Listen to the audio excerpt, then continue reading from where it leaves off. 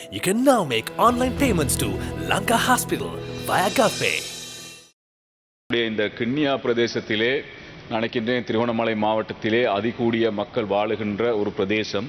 குறிப்பாக 75,000க்கு மேற்பட்ட மக்கள் வாழுகின்ற அந்த பிரதேசத்திலே காணப்படுகின்ற இந்த வீதியின் மூலமாக பல பிரச்சனைகள் எதிர்நோக்கப்படுகின்றது. ஆகையால் அந்த வீதியை புனரமைக்க வேண்டும் அல்லது அதை பெரிதுபடுத்த வேண்டிய ஒரு நிலைப்பாடு காணப்படுகின்ற காரணத்தினால்தான் இந்த கேள்வியை நாங்கள் இன்று பாராளுமன்றத்திலே கேட்டிருக்கின்றோம். கௌரவ அமைச்சர் அவர்கள் சொன்ன விடைக்கு இணங்குவதாக என்னுடைய முதலாவது கேள்வியாக பெட்டிக்லோ திருவண்ணாமலை மட்டக்களப்பு வீதியிலே ஆரம்பிக்கப்படுகின்ற இந்த கிண்ணியா முச்சந்தியில் இருந்து எங்களுடைய குறிஞ்சா அதாவது எங்களுடைய சூரங்கால் பிரதேசம் அந்த பிரதேசம் வரையிலாவது இந்த வீதியை விஸ்தரிப்பதற்கான நடவடிக்கைகளை எடுக்க முடியுமா? ஏனென்றால் அந்த வீதியின் மூலமாக பல விபத்துக்கள் பல பிரச்சனைகள் பண்டிகை காலங்களிலே உயிர் சேதங்கள் கூட ஏற்படுகின்ற ஒரு சூழல் காணப்படுகின்றது. ஆகையால் சென்ற காலங்களிலே இதை விஸ்தரிப்பதற்கான நடவடிக்கை எடுக்கப்பட்டு நீங்கள் கூறப்பட்டதை போன்று அந்த காணிக்காரர்களுக்கான கொடுப்பனவு பிரச்சினால் அது இடைநிறுத்தப்பட்டிருக்கின்றது.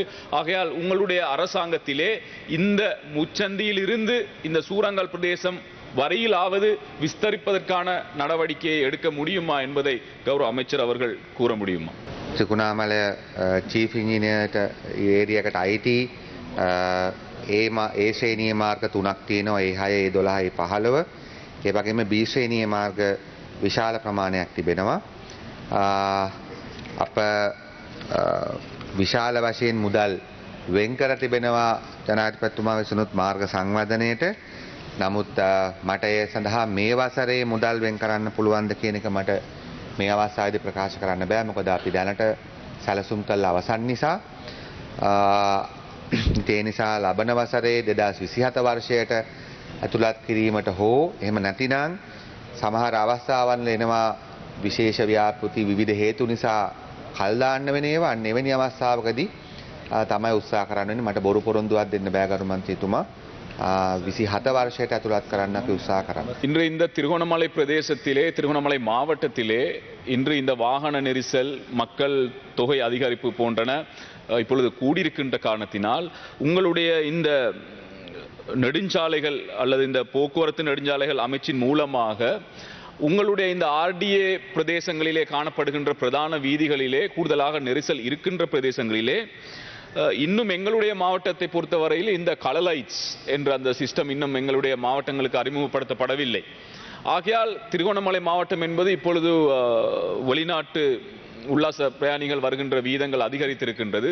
டூரிசம் பார்க்கின்ற பொழுது அதிகரித்து செல்லுகின்ற காரணத்தினாலே எங்களுடைய நகர் பகுதிகளிலே குறிப்பாக இந்த கலலைட்ஸை அறிமுகப்படுத்துகின்ற வேலை திட்டம் ஏதாவது அரசாங்கத்திடம் இருக்கின்றதா என்பதை இந்த இடத்திலே கேட்டுக்கொள்வதோடு கௌரவ அமைச்சர்களே, நீங்கள் அந்த ஆர்டிஏயின் கீழே வேலை செய்கின்ற ஊழியர்களை நிரந்தரப்படுத்தி இருக்கின்றீர்கள். ஆனாலும் அந்த ஓலைவழி இல்லாத ஊழியர்கள் என்ற அடிப்படையிலே சிலர் பெர்மனன்ட் படுத்தப்பட வேண்டியவர்கள் இருக்கின்றார்கள்.